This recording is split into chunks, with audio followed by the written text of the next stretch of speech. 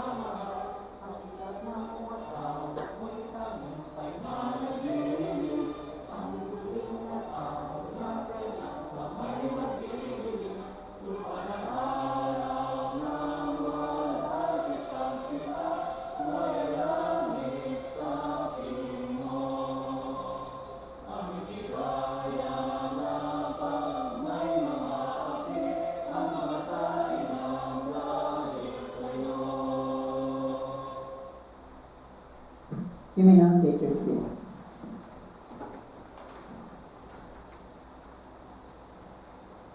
In this seminar, the effective school supervisions of the school management includes the issues on the principal's effective instructional leadership and the importance of communication in the success of school management. The term supervision refers to any administrative tools or means used by individuals and groups of people in administering their daily work or organizations. On the other hand, school supervisions in context refers to any means used by the school administrator headed by the principal in the school level, and it also to improve administering the objectives of the school that affects the teachers, the students, and the community in general. As what Muhammad Shapuna Ali defines, school supervision is a very important process that leads to professional development since its focus is on the teacher's performance and teaching activities. This process aims at assisting teachers to enhance their performance and teaching, thus serving as better teachers for their learners. To formally start, may I call on Mr. Arman K. Abdul to give us welcome address. A round of applause, please.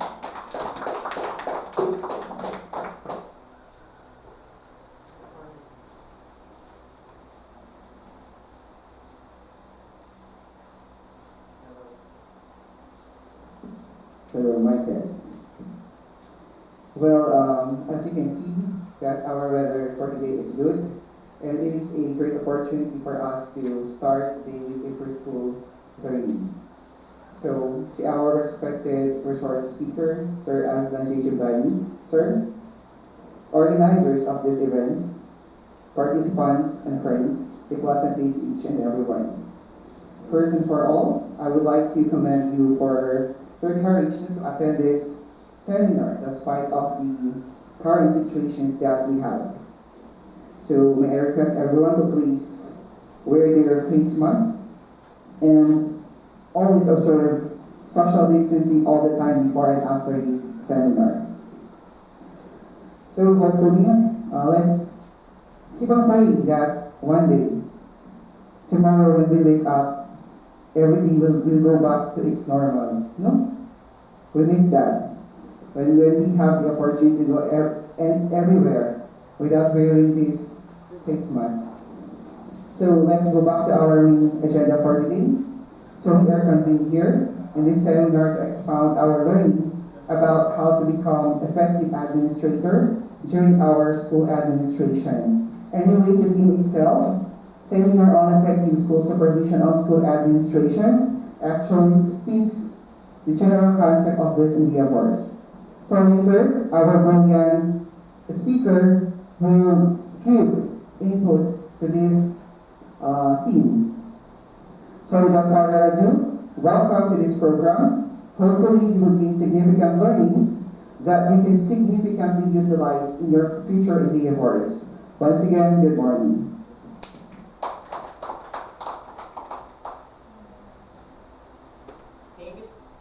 Thank you so much, Mr. Armin Kevel, for that warmest welcome to our participants.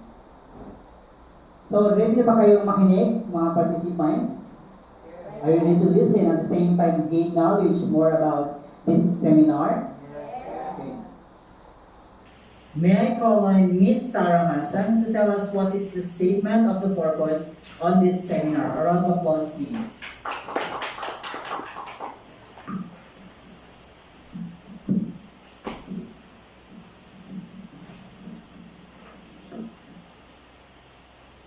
To our speaker for today, Mr. Aislan Juldaini, sir.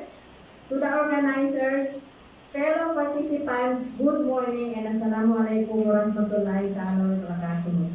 Seminar is a form of academic instruction, either or at an academic institution or offered by a commercial or professional organization.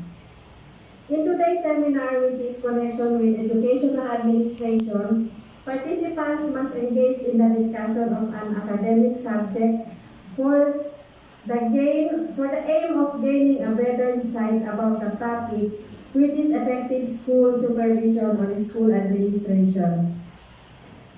with the purpose of applying and utilizing the gained knowledge in future endeavor. Thank you so much.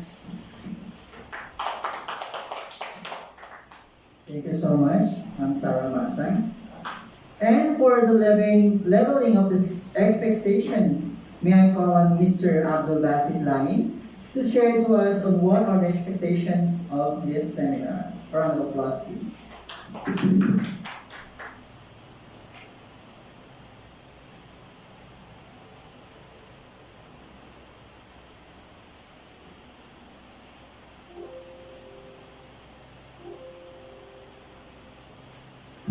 Okay, so thank you, Sir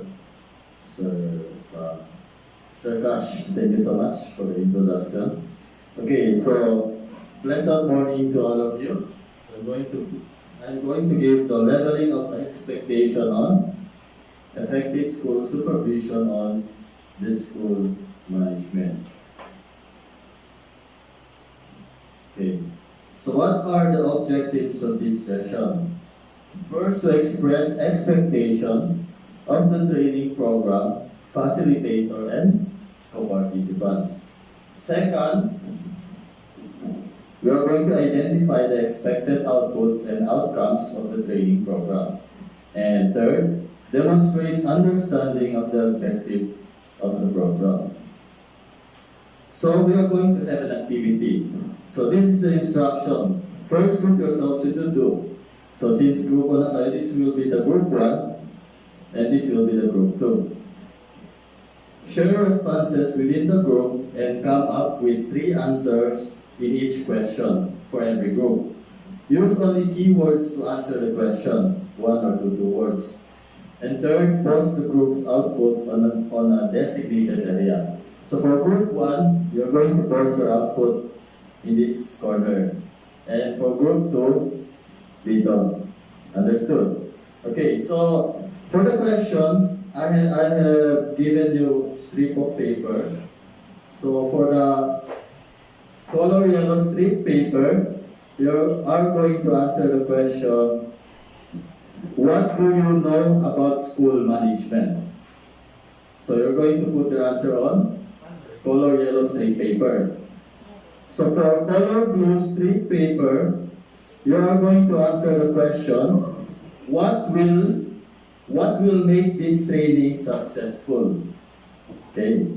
So for color green strip paper, you are going to answer the question, what do you expect to happen after this training? So understood? So I'm going to give you 5 minutes to do the activity. So your timer starts now. You can start.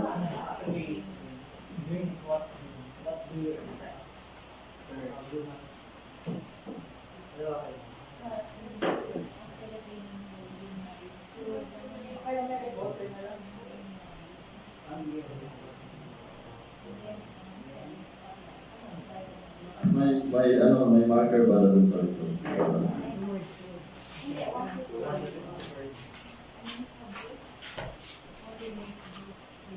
Okay, so if you're finished, you can start posting your answers.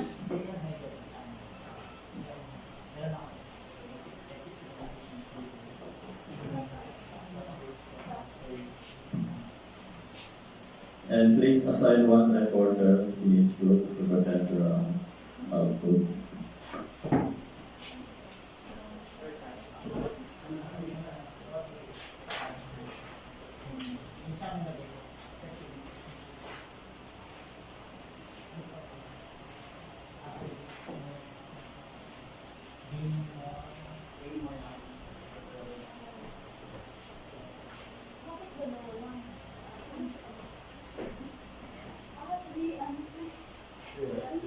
Three answers, you can add one. You have one answer.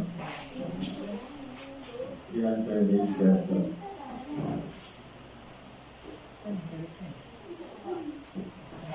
Take your time. Okay, so since nauna natapos yung group 2, sila yung first mong report. So sino yung reporter, sir? So Sir Arman. Take it away, sir. Hello, good morning. Once again, good morning to each and everyone. So before we will start, may I request all the members of my group to please stand. So we will do our yell. Yell kami. May handa kami. Okay, 1, 2, 3, go! Go! Group 1. Go, go, go, group 2. Ay, natin na. That's all. Okay. So the following are our answers for our responses to the following questions given here by Sir Abdulbasit. Our first question is, what do you know about the school management? So when we say school management, these are the three words that came into our mind. First is school head. Diba? Usually, the one who supervises our school is the school head or the principal. Right? Yes. Do you agree? Yes. Okay, very good. Next is supervising. So once our school already have principal or school head, what do they usually do? They supervise. Next, leadership. A good school head or principal have a good leadership. So those are the words that we believe accompanied with the word school management. Next, on the color blue, any question? What will make this training successful? Paano nga ba? First, we need teamwork. Diba earlier, everyone showcased that they have teamwork in order to accomplish this task. And hopefully, later, during the presentations of our speaker, everyone will cooperate, will have teamwork to accomplish the given task or activity. So next, we have attentive. Attentive ba kayo? Yes. Nakikinig ba kayo sa nagsasalita? Yes. Yes.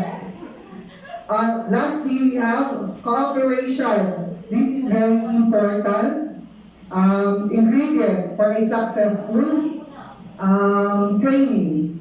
Lastly, we have the color green, my favorite color.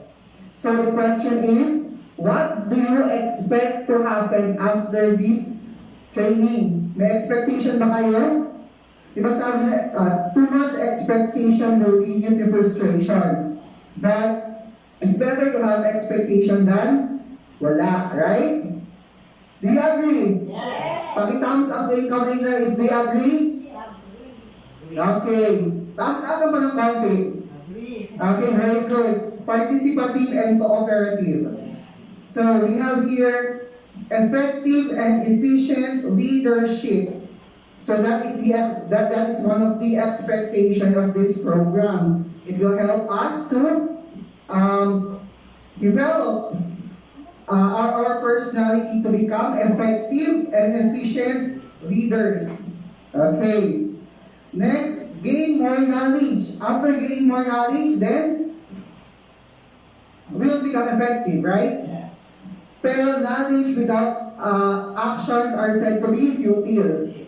Okay. Lastly, it will alter our view towards better supervision. Yun na, tamang daan. Kay Noy. So that's all. Thank you. Okay, so thank you. Thank you very much for that elaborative and inspiring explanation, Sir Arma. Okay, so for group 2, or for group 1 rather, who will be the presenter?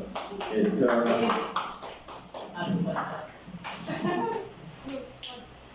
A pleasant morning to each and everyone. So kung mayroon yell ang group 2, hindi naman magpapatalo ang group 1. Okay, 1, 2, 3, go! 1, 2, 3, group 1, group 1. Okay. So these are the responses that we made based on the questions that given. So what do you know about school management? So the responses that we gave is first is rules and regulations. So in school management, there is implemented rules and regulations to make the school effective for learning. Next is leadership. So in school management, there is a leadership because there is a leader in the school. Next is active. So the leader there must be active because he is the one who are tasked to be tasked to be the effective leader in the school. Number 2 question is, what will make this training successful? So the responses that we gave is the participation, collaboration, and clear explanation. So first, participation. So without the participation of us, this seminar would not be, or this training would not be achieved or successful. Next is collaboration. So 2 heads is better than 1. So in this training, we should be a collaborative. It makes sense. The training will become achieved. And lastly is the clear explanation of the guest speaker, so that we can gain knowledge from him, and we are going out without the end in mind. Last question is, what do you expect to happen after this training? First is to gain knowledge. Yun na nga, yung kanina. Gain knowledge from the speaker or from the seminar. After gaining the knowledge, we apply the learnings that we learned from the seminar in our outside world. After that, after gaining knowledge and apply that, and we become happy. Happy in the sense that we have a better ambience of learning in our school. Thank you. Thank you, Sir Arnager, for another elaborative presentation. So happy lang dapat, di ba? Okay, so let's proceed to the next presentation, the guide questions. So based on your presentation, what do you feel about the activity? Okay, anyone? What do you feel about the activity? While doing the activity?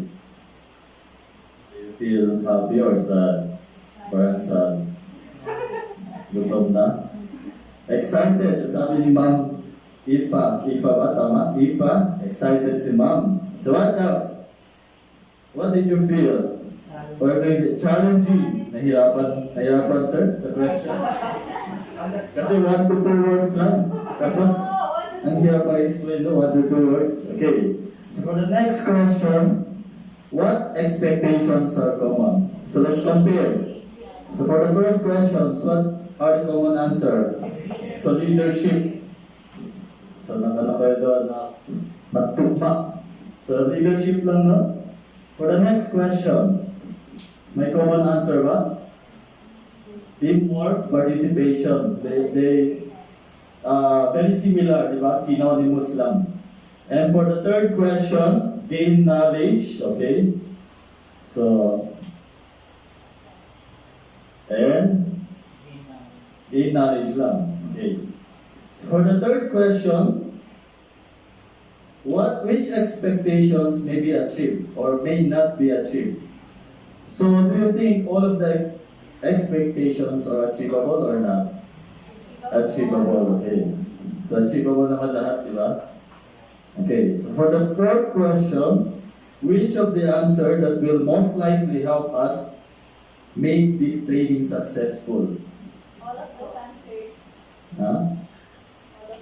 All of those. All of the answer? Yes. All of the answer?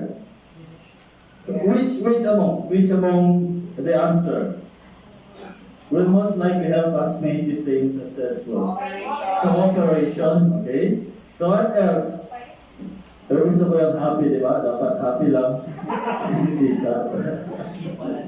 Okay, so let's proceed to the objectives of our seminar. So for the first objective, we are going to identify what are the effective school supervisions to the school management. Second, we are going to identify different principles of effective instructional leadership. And third, what are the importance of communication in the success of school management. So this will be the objective of our seminar. So that will be all. Thank you so much.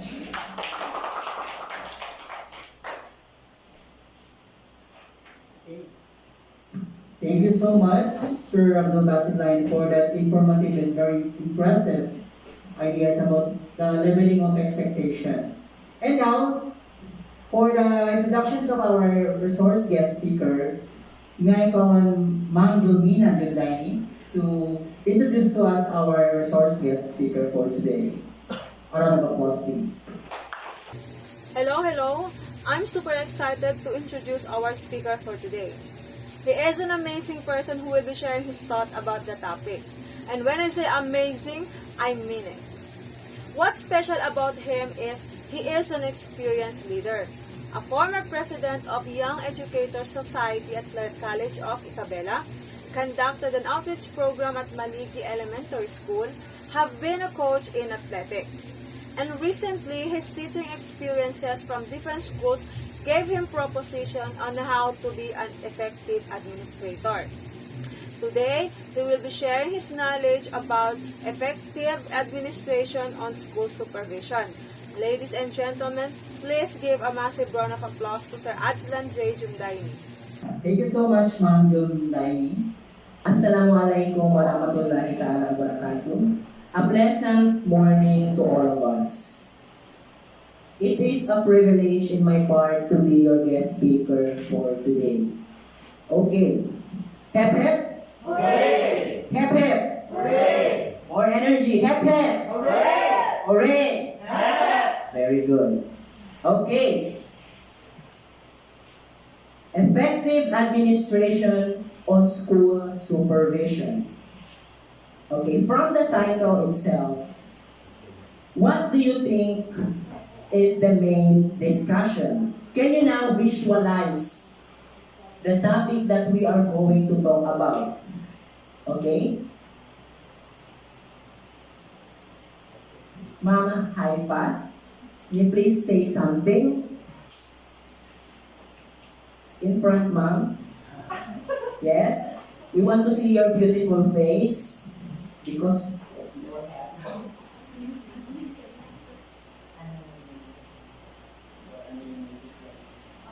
I'm expecting from your presentation to deliver the meaning of effective administration on school supervision. okay, thank you, Ma'am. So, I want you to fasten your seat belt because we're about to start. But before that, Arman would like to say something. Sir, he is very active. Okay, I'm here again. Once again, good morning. So, based on our topic, no effective administration on school supervision, I think I think it will cover something like tips on how to become a good administrator in our school, right? Yes, that may somehow help us to become as a future good administrator in a school. Thank you very much, Sir Arman. So let's now proceed.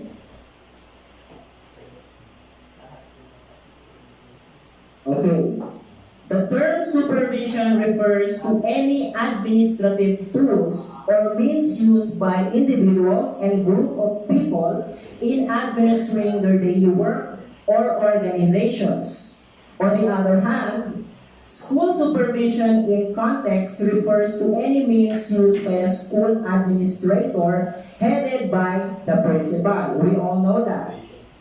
In a school level, to improve administering and objectives to the school that affects the teachers, the students, and the community in general. Okay, it is very important to have a leader. In school, who is our leader?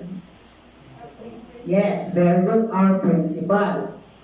School supervisions as an important process that leads to professional development since its focus is on teachers, performance and teaching activities. In process aims at assisting teachers to enhance their performance and teaching, thus serving as better teachers for their learners. What do you think will happen if the principal is not active in the school? Anyone? What do you think will happen to the school? Ma'am Noemi, say something. What do you think will happen to the school, ma'am, if the principal is not active? In my own opinion, if the principal is not active in the school, Yes. his or her teachers will not grow. Yes, very good. Thank you for that answer, ma'am. Who would like to answer? Pa? Okay, thank you so much. Okay, it is imperative to have an effective classroom supervision, right? It is needed in order for the three components of educative process, namely, the learner, the teacher, and the venue of the school functions effectively to the school. These three elements are indispensable in running a school, for they are intertwined. The absence of one element, the educative process would not be in an ideal perspective. Why do you think? Why do you think that it would not be in ideal perspective if one of those elements is not present? Once again, what are those three elements that is very important? The learners, the teachers, and the school. So what do you think will happen? Yes, sir, Alnager. Maybe that In front, sir. We'd like to see your handsome face in the video. maybe that every individual has their duties and responsibilities to make that school an effective ambience of learning. Yes, very good. We all have our responsibility in the school. So it is very important to have those elements. Now let's proceed to the subtopic of our main topic for today. First is the effective school supervision to the school management. The word effective means what? Effective. In Tagalog, what is effective? Yes, efektibo. What are the synonyms of effective? Magaling. Pwede yun. Ano pa? Mabuti. Mabuti. So those are the synonyms of effective. And what are those antonyms? What are the antonyms? Hindi magaling, hindi epektibo. So kailangan natin magkaroon ng effective school supervision. Ano itong school supervision? It refers to what? School supervision. Arman, what are these school supervision? What are those school supervision? It refers to the leader who supervise the school. Okay. It refers to the leaders who supervise the school. Sino yun? Principal. So, school supervision is the process of bringing about improvement. The word improvement in instruction by working with people who are working with pupils. Who are these people working with pupils? Teachers. Very good. It has also been described as a process of stimulating growth and a means of helping teacher to achieve excellence in teaching. If the principal is effective, if the principal is good, the teacher will also have an excellence job or excellence in teaching. To supervise school is never being that easy. Why do you think? Why do you think supervising a school is never being easy? Yes, multitasking. Another. Because, what, ma'am? Huge responsibility on the shoulder of the principal. Yes, very good. The responsibility. And teachers also have their own different attitudes. Right? Yes. Different behaviors. That's correct. Okay, the basic principles for effective supervision. So, andito na. Ano-ano yung mga principles na yon para maging effective tayo in the future? Right? Kasi nag-aral tayo ng master to become what? What? Yes, effective leader someday. So ano-ano yun? Ano-ano yung mga basic principles? First, the environment should be made free of tension and emotional stress. The atmosphere should be given incentives for work. Okay.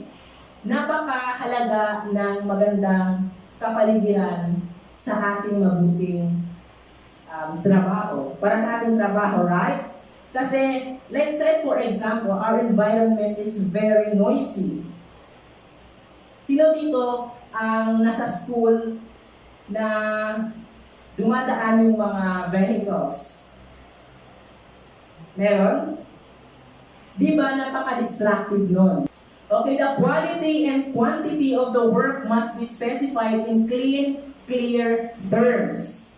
Staff should be made to understand clearly what are or not expected of them. New staff must be given the necessary orientation. They should be scheduled to know where to get information and materials to help them perform the work satisfactorily well. Okay, so it says here that new staff should be given a necessary orientation. Like for example, the newly hired teacher.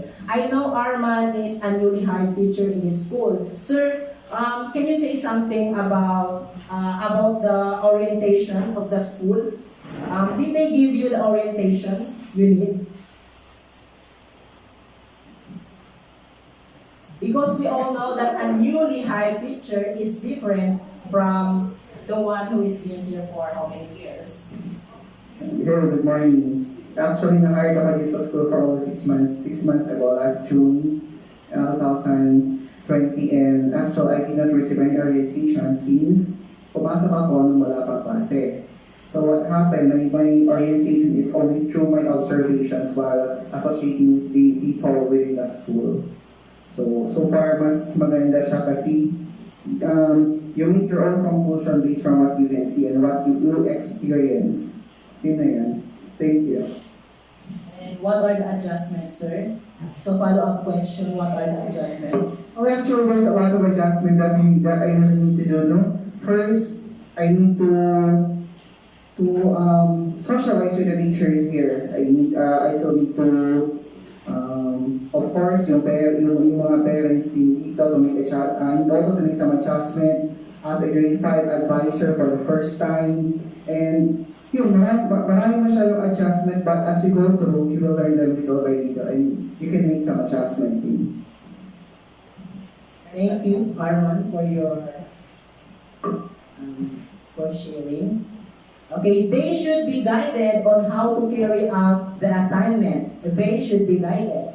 Standards should be set by the supervisor, while information should be given ruling out the possibility of rumors. Information should be for everybody and specific to individuals assigned to the particular task. See, understandable? Acknowledgement of any good work done must be immediate and made public to others, which will then serve as incentives to others. Incentive of merit, recommendation for promotion, etc. improves performance. Advice and personal relationship should be given to the affected staff. It needs to be stated here that such criticism should be made private and with mind free of bias. Okay, if you are a principal, so we all want to be a principal, right? Kaya tayo nag-aral ng master. So, no? No, sir, you don't want? So, it says here that criticism should be made private, right? So, hindi naman pwede na sabihan natin agad ng ang teacher na mali yung pagtuturo mo. That's not right. Kaya nga, criticism should be made private. And with mind free of bias. Kasi we all have feelings, right? Allowed to use their initiatives in performing their jobs and taking decision. It will give them to motivate. It will give them the motivation to work much harder. Lastly, they should be encouraged to improve their ability to achieve organizational goals. On the other hand, there are also their drives that militating against successful school supervision. This includes, okay, what do you mean by militating? So ito yung mga kumukontra sa mga sa pagiging mabuting leader. First is the poor remuneration of teachers. Remuneration, what do you mean by that?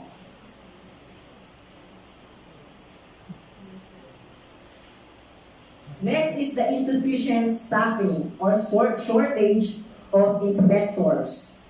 The lack of materials and resources. Lack of facilities for the inspectors of education to work with, example given, vehicles. Bad roads. Okay, some of the schools here in Basilan, so na-experience natin itong bad roads. Can you give an example? Kanina, di ba? So why do you think? Di ba we have a budget? The school have a budget for that. Bakit sa tingin ninyo meron pa rin mga bad roads? Yes, Arman. So napaka-active talaga ni Arman. So in terms of the school budgets or MOA, hindi siya pwedeng gamitin sa malakihang purpose like yung pag-aayos ng mga road. Usually, action dyan is mag-coordinate with the LGU. Right? So in our case dyan, sira pa din yung daanan dyan kasi ang lupa dyan is a private property. Though there's already a plan by the government, kasama yung area niyan for road widening, but until now, we are still waiting hanggang kailan siya maayos. Hopefully, the soonest. Yes, Arman, thanks for sharing. Okay, lack of evaluation system. Poor funding, alam naman natin yung poor funding. Political instability, constant change in educational policies, lack of educated training for inspectors, and the nepotism of appointment of supervisors. Okay, teachers contribute to the problem of supervision through the following ways. First is unprofessional attitudes to work. Have you encountered this kind of teacher? The unprofessional attitudes to work. Yes. Oh yes daw, sabi ni Ma'am Haifa. In what way, Ma'am? In what way? In what way na nagiging unprofessional tayo? Pag yung problem sa bahay, minsan kasi, may mga teachers kasi na, pag may problema sa bahay, Nadadala. Yes, nadadala yung problema na dapat iwan sa bahay. Right? Lack of interest. Why do you think na mayroon pang mga teacher na lack of interest? Walang interest. Why do you think? Relationship between the principal. Yes. That's good example of relationship with the principal. Maybe the teacher don't like the principal or vice versa. Ayaw ng principal sa teacher. Or they have a relationship.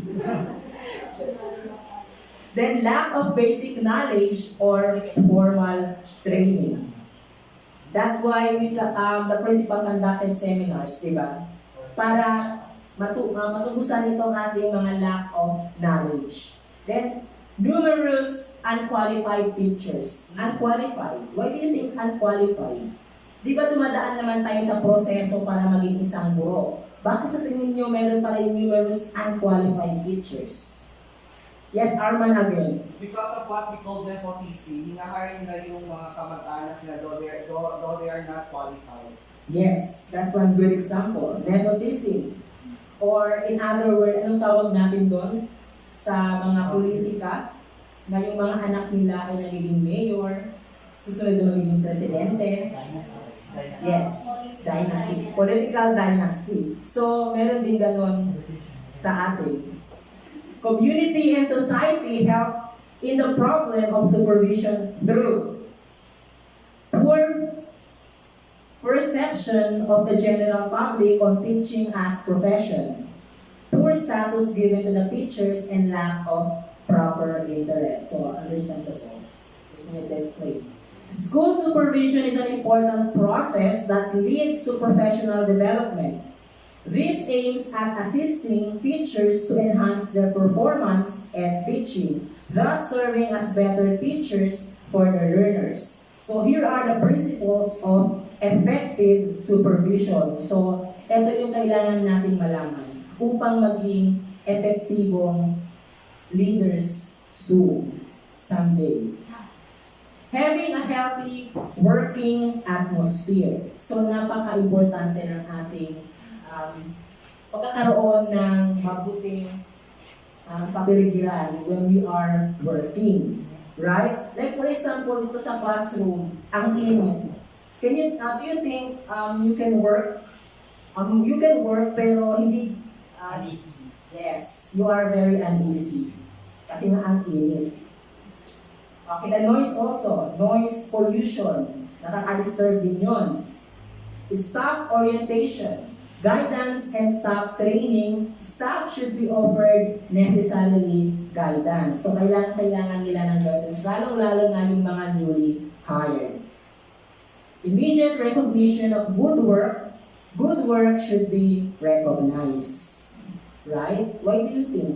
Bakit sa tingin nyo kailangan pa nating i-recognize tong good work? Yes, ma'am. Yes. But in having a healthy working atmosphere, not only sa atmosphere natin, sa supervision din ng head, kung lagi siyang may ng puno, toxic din para sa mga teachers. Dapat Yes. mabait din ang Yes. Dapat mabait daw yung ating mga head teachers or yung mga principal. toxic naman lahat. Yung teacher natin. Yes. Dapat vice versa. Okay, vice versa, kailangan yan. Kasi meron lang isa doon na may attitude. Magkakaroon talaga ng problema. Case basis din. Kasi may Sir?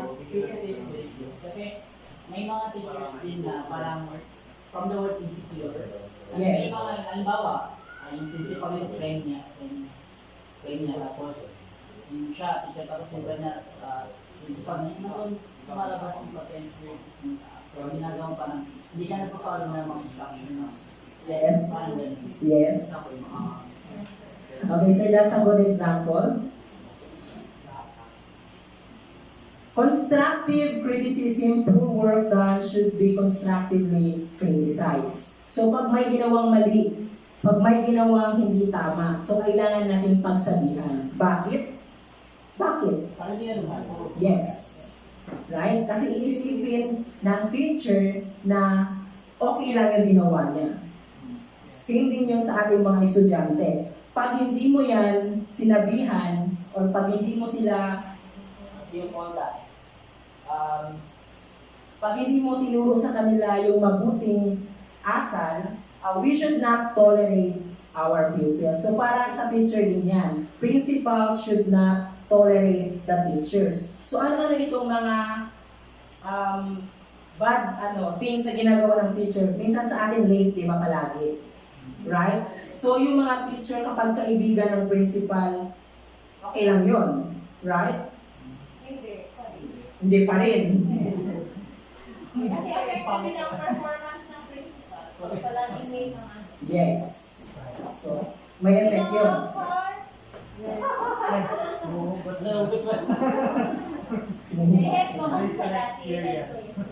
Gusto mo magkwento, ma'am? May issue naman tayo. Gusto mo magkwento dito, ma'am? Pwede rin.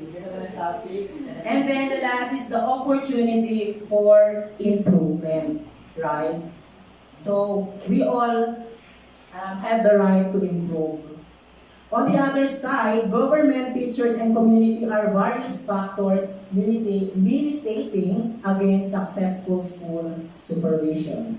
Minsan, nakaka-apekto din sila yung ating government, teachers, and the community. In what way? Sa tingin ninyo? They do not support the school. Yes, if they do not support the school. Ano pa? Yun lang. It, Yes, ma'am. because just like in our case, there are lot of learners who are non-readers. It has connection with the community because the parents there, most of them are illiterate. Yes. In that way, the school is affected. Correct. That's a good example, ma'am. Hep hep. Hooray! Hep hep. Hooray! Hooray. Okay, let's continue. The next subtopic is the principles effective instructional leadership. Instructional leadership refers to anything that school leaders do to improve teaching and learning in the school. It comprises the following tasks: defining the purpose of schooling, setting school-wide goals, and providing resources needed for learnings to occur. This is the reason why instructional leaders are also called learning leaders. Good instructional leadership ensures that educational programs make the desired impact. An effective leader inspires action and takes an optimistic view of the future. She also sets a good example by being honest, right? Having integrity and treating people fairly. That supports and appreciates subordinates and confidently inspire the team to achieve instructional goals.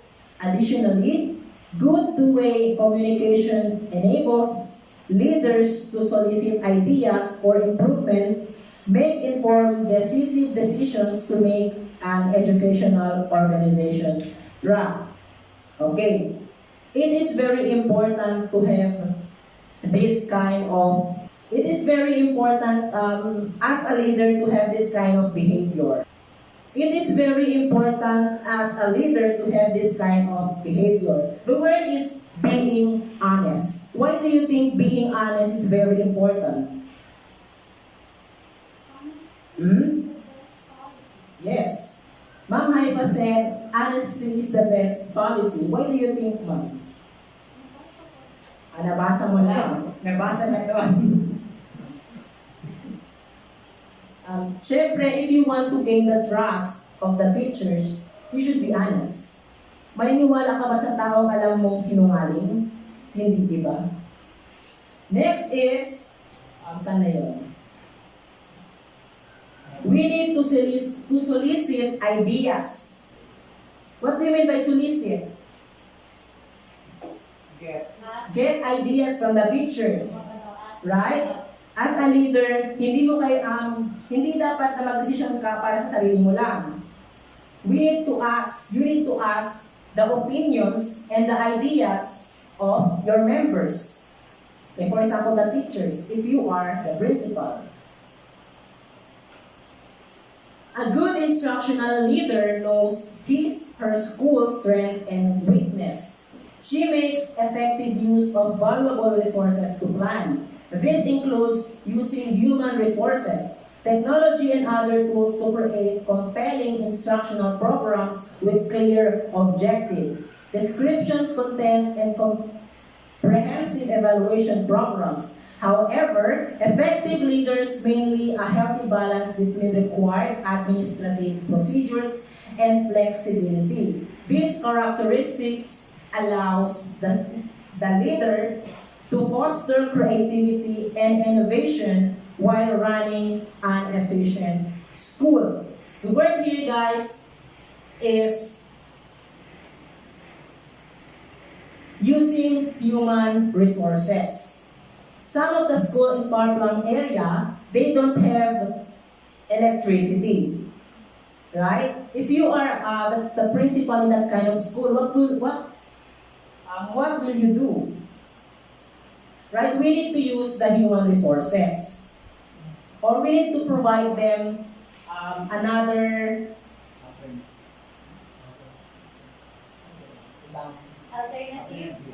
alternatives. Like for example, for electricity, ano ba yung alternative doon?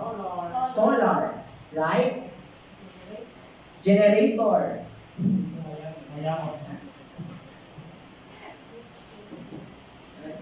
To be an effective instructional leader, there must be an established, well-built approach which addresses instructional leadership.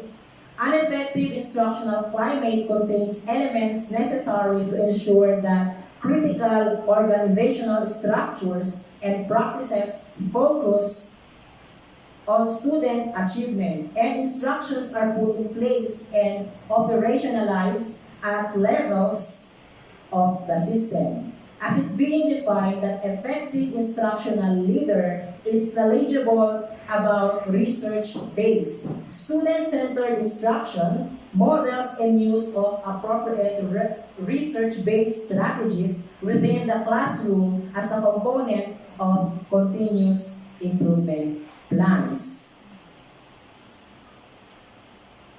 A good instructional leader bitterly knows his strength and weakness. We all have our strength and weakness. Kung saan ka magaling at kung saan ka may kakulangan. They must also be honest, having integrity, and treating people fairly. So, ando na naman ang treating people fairly. Bakit sa tingin mo kailangan talaga natin itrato ang mga tao fairly? Para walang bias, right? Halimbawa na lamang sa pagbibigay natin ng mga materials. What is the part of LOA?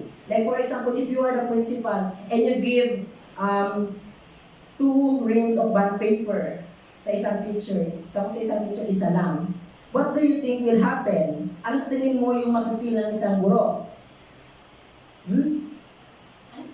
Unfair. Kaya nga dapat natin i-treat fairly.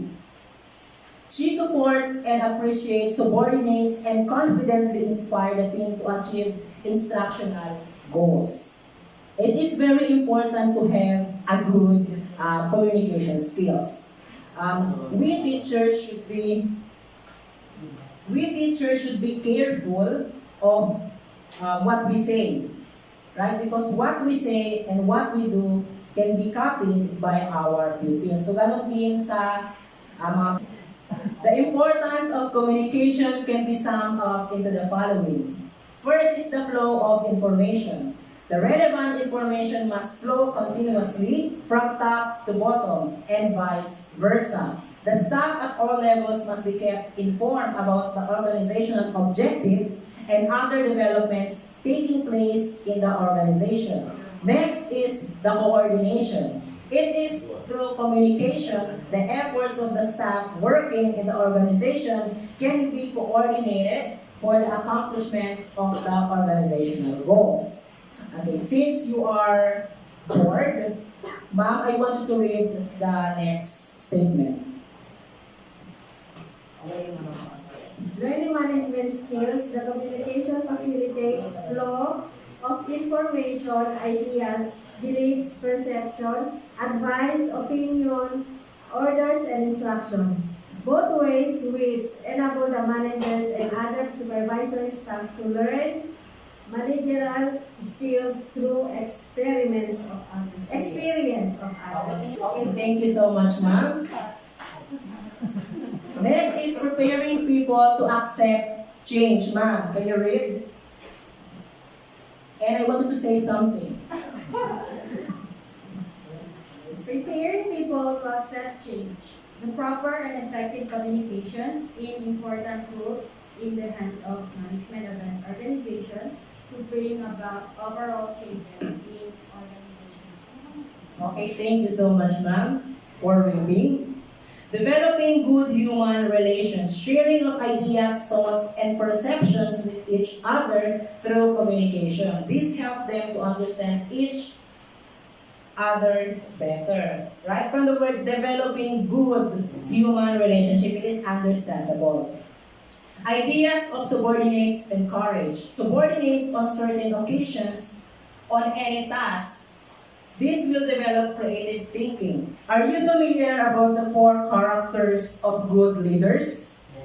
Yes. What are those, Kashmir? Those are emotional, task-centered, aggressive, and intellectual.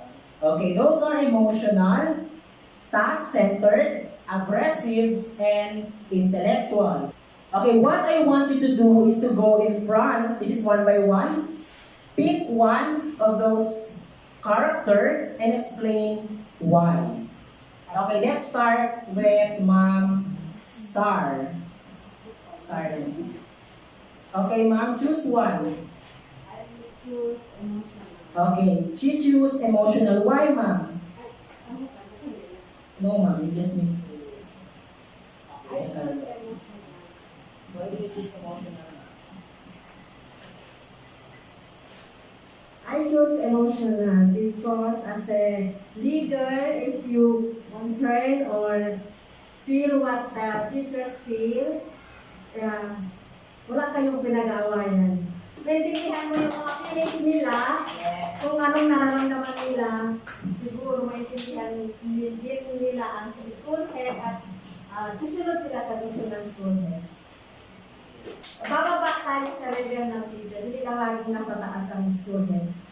A good leader is also a good listener. Thank you for that, ma'am. Thank you for that quote. Okay, now let's proceed with Kashmir. Choose one, sir, and explain why. Aggressive? No. I'm going to choose task centered. Yes. Why? Because ako kasi yung type of person na when it comes in dealing the task, pinaprioritize ko muna yung task kung ano yung dapat gawin. Kumbaga, hindi ako nag-isip ng mga bagay-bagay wherein hindi naman talaga connected doon sa task na binigay. So, when it comes sa task, pabigay ng task sa akin, ginagawa ko siya ahead of time. Or minsan kapag wala naman, or kapag on the spot, ginagawa ko din siya through my own initiative. I need that. Thank you for that, sir. How about Ma'am Noemi? Say something, ma'am. Choose one.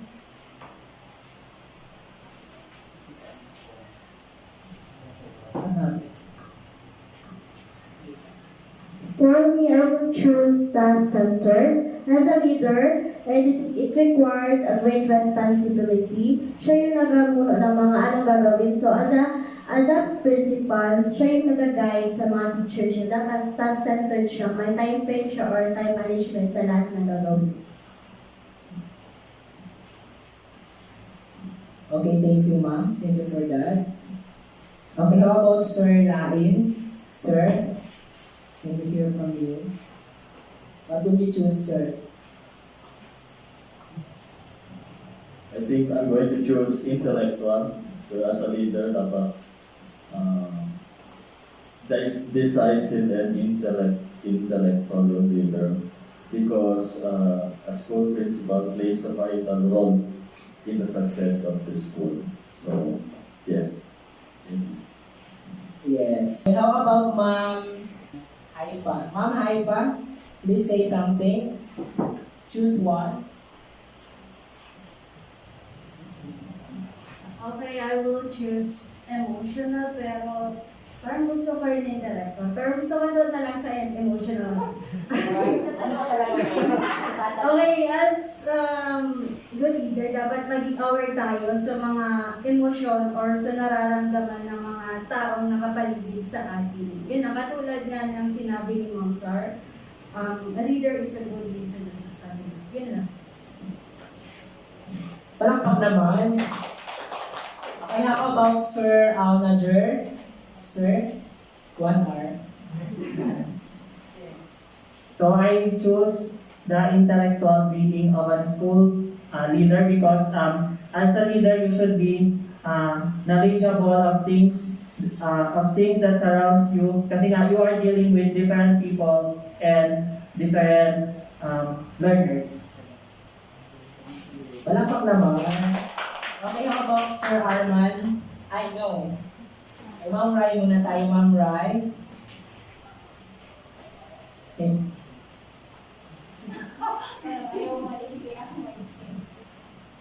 I will choose task-centered because as a leader or as a principal, there are lots of tasks or responsibilities handed on our shoulders.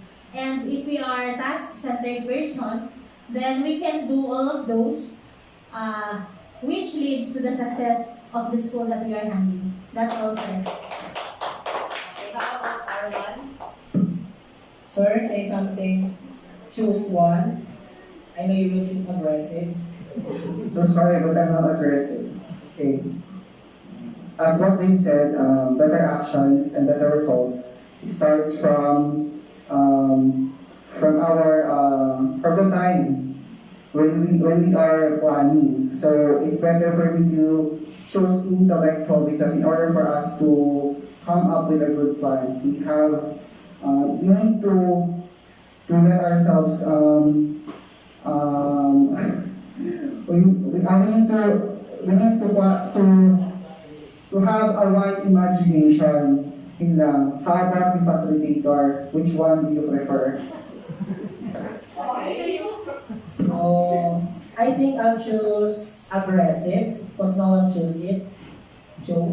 Sorry. No, I think I'll choose intellectual, right? Because being a leader is not an easy task. We need to be an intellectual person. And we should also emotional in a way that we need to understand them, right? Kasi a teacher is not an alien. Alam niyo kung bakit? Kasi we all know that alien is very intellectual, but they don't have a heart. Wala silang emotion. So kailangan talaga natin ng magaling na leaders at the same time, meron din puso. So I'll choose both, emotional and intellectual. So thank you so much for your participation. So Arman wants to say something, sir. He wants to add. Yeah. After hearing all of your opinions about the four characters, I believe as a administrator, it's better if we could have the four, right? Yes. It's really important to have an intelligent leader because he can make some plans that will help the school to improve. However, as a leader, you have learned also that emotional so that you can understand your teachers. For example, if there are some problems, if the teachers have some problems, if you're just intelligent, magiging manhid ka, di ba? Instead, i-excuse mo siya, still, papapasukin mo pa rin siya sa school. So, required din ang maging emotional kasi we want to be emotionally connected in order for each and everyone to share their feelings or thought, di ba? And then, a leader who's just an intellectual, di ba, useless siya purely on planning. So he has to be task-centered. After coming up with a plan, kailangan niyang magkaroon ng action. And of course, he has to be aggressive with that. Para at least, yung plano niya, in action niya, may makikita siyang result. So, it is important for a leader to be emotional, task-centered, aggressive, and intellectual. That's all. Okay, in other words, to be a good leader, we need to have those four characters, right? So before I'll end my session, I want to leave a quote and says, leaders become great not because of their power, but because of their ability to empower others. So that's the end of my part. Thank you so much. Thank you so much, Sir Aslan Yunday, for that very informative and what do you call it? Knowledgeable about how to become an effective leaders in the school premises. Next, I would like to call on Ma'am Julhaida De Leon to lead us in an open forum. Ma'am.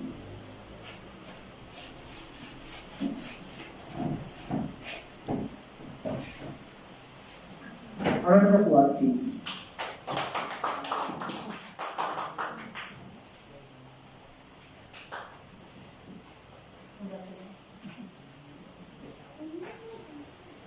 Thank you very much, Sir Azlan. Thank you so much, Sir Azlan, for that very nice, informative, and instructive presentation on the effective school supervision on school management. My warmest salutation, everyone. I hope we are all still doing good right now. Are you still doing good? Yes. I know that. Anyway, let's go back to our seminar. Now that Sir Azlan is done with his presentation, may I ask anyone from the group for queries or clarifications about this topic? Please don't hesitate to raise hands and ask questions. Sir Azlan is very much ready to answer. Right, sir? Yes. Any question? Good morning to each and everyone. My question to Sir Azlan is, how can you implement effective school supervision in this time of pandemic wherein the form of education is in distant learning? Thank you very much for that question, Sir Arman. So, my participants is very participative, and I want them to answer that question since I already know that. Okay, Ma'am Rai, can I call you? So, answer the question. In my own opinion, Sir Arman, you can be an effective. It can be also an effective school supervision even this time of pandemic because as what the DepEd had offered, they gave us different mode of learning. Just like what we are doing right now, we are using modular learning. In this way, we can just orient our teachers on how or the proper distribution of modules. Also, the parents should be well-oriented. That's also. Any additional idea from the group? Additional question. Additional question as well. If none, then let's go. Let's proceed. Let's proceed to the next. And for now, let's proceed to distributions of the tokens and certificates. Then, please allow me to read the citation. Basilan State College, Sumagdang, Isabela City. Certificate of recognition is here given to as a resource speaker during the conduct of seminar on effective school supervisions on the school management held on January 23, 2021 at Ustad Wahab Akbar Elementary School, Isabela City. Given this 23rd day of January 2021 at Isabela City, Basilan Province. Signed, Ma'am Desideria O. San Luis, College of Graduate Studies Facilitator. Again, certificate of recognition is hereby awarded to Mr. Azlan Jundaini, our resource speaker. Again, certificate of recognition is hereby awarded to Mr. Azlan Jundaini as a resource speaker during the conduct seminar of effective school supervisions and the school management. For the certificates of our participation, is hereby awarded to Arman K. Abdul. Another certificate of participation is hereby awarded to Abdul Basit H. Laim. Certificate of participation is hereby awarded to Al-Nadir M. Ulo. Haifa A. Abdullah. Naida J. Asman. Sarah M. Masa. Kashmir A. Atiola. Noemi G. Megabon. Congratulations everyone. To challenge us, may I call on Miss Haifa A. Abdullah? Ma'am? get teacher. But it is not even easier to lead, especially when there is no unity, understanding inside the institution, and also when you have little knowledge of position that you have. Halimbawa nito, sabi nga ni Sir Azlan kanina, mahirap maging leader kasi iba-ibang ugali ng mga teacher na nakakasalamuhan natin. Naalala ko nung nag-practicum ako or practice teaching sa isang school, hindi ko nababanggitin. Nagulat ako sa mga ugali ng estudyante doon. Meron na lang, bigla-bigla na lang nagsusundukan habang ongoing yung klase. Tapos meron naman mga estudyante na kapag pinagsasabihan or sinisita dahil hindi sila naka-uniforme, bigla na lang nag-walk out. Nagulat ako bakit ganun ang ugali ng mga estudyante. So nung patapos na kami sa practicum namin, mas lalo akong nagulat. Doon ko lang na-realize kung bakit gano'n na lang ugali ng mga estudyante doon sa school na yun. Dahil kahit mismo yung mga teacher doon, sabihin na lang nila na parang hindi nila alam yung salitang respect. Kahit maraming estudyante na kapaligid, sinigawan niya yung isang guard doon at minura niya. Nagulat ako sa inasal ng isang teacher na yun at advisor pa siya. Inisip ko, sabi ko, bakit siya ganun? Anong problema ng mga guro dito? Kasi kahit sila mismo pa yung mapapansin mo na wala ring respeto sa isa't isa. So doon ko lang na-realize na doon ko lang nalaman din nung palabas na kami na hindi pala maganda yung relationship ng leader, ng principal doon, tsaka ng mga teacher. Kung ano-ano yung chismis na pinagkakalat nila, at saka kung discussing lang. Kung ano chismis yung pinapakalat nila sa principal, at ganoon din naman yung principal. So, doon ko lang na-realize. So, paano ba natin mapiprevent yung ganitong sitwasyon? So ngayon, I challenge you to prevent this kind of relationship between principal, school head, teachers, and learners. I would like to challenge you, my fellow teachers, to play a role well not only inside the school but also outside, and be a good example to our students. That's all. Thank you. Thank you, Ma'am Haripa. We will accept your challenge, of course.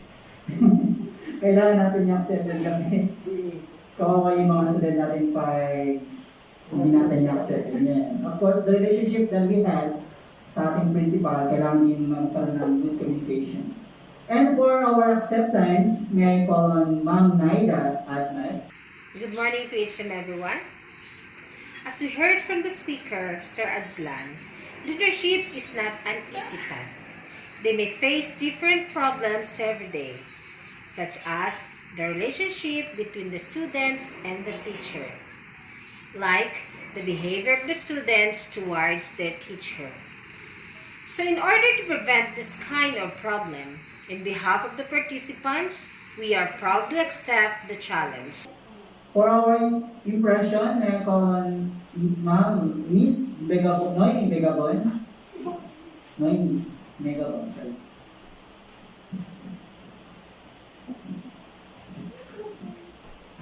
To our brilliant speaker this morning, Azlan Jundaini, sir, good morning.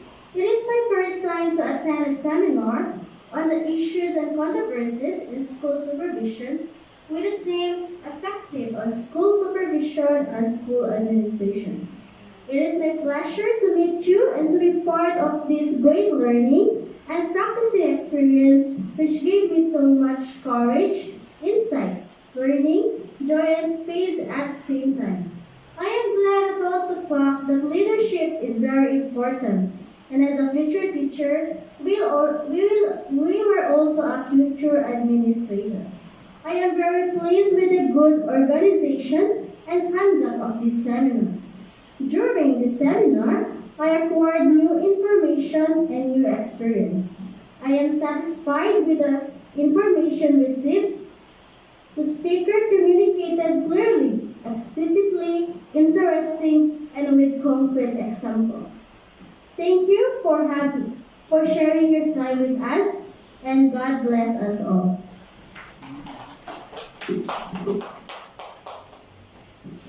Thank you so much, Ma'am Noemi Megabons, for that wonderful introduction. And of course, ito na yung pinakahintay natin lahat, ang closing remarks. May I call on Mr. Alan Ulo to give us the closing remarks of the seminar. Ladies and gentlemen, I believe that all of you have well done to the one-day seminar. It is my great pleasure that you had a fruitful learning even though it only lasted for one day. In today's seminar, whose main topic about effective school supervision and school administration, I expected that everyone able to determine the effective ways of school supervision and school administration, thus able to make some solutions in order to have a better ambience of learning at school. I observed your excellent participations and discussions, especially on the open forum that we had. So I can conclude that the purpose of the seminar has been completely accomplished. In addition, your positive manners reveal that you are interested much to listen and learn more. I hope that all of your learnings will help you a lot in the future in doing your duties and responsibilities as a leader someday. Furthermore, on behalf of me, I would like to express my appreciation to all of you for taking time out of your busy schedules to attend the seminar. In the end, I would like to close my remarks and officially announce the end of the seminar. Thank you, God bless, and a pleasant day. Thank you so much, Sir Andrew. And that's it for today, guys. We end our very beautiful seminar for today. Alhamdulillah na kawit natin ito ng maayos. And for that, before we're going to have our uwian days na, maaari ba tayong magkaroon ng photo ops muna here sa harap? We will just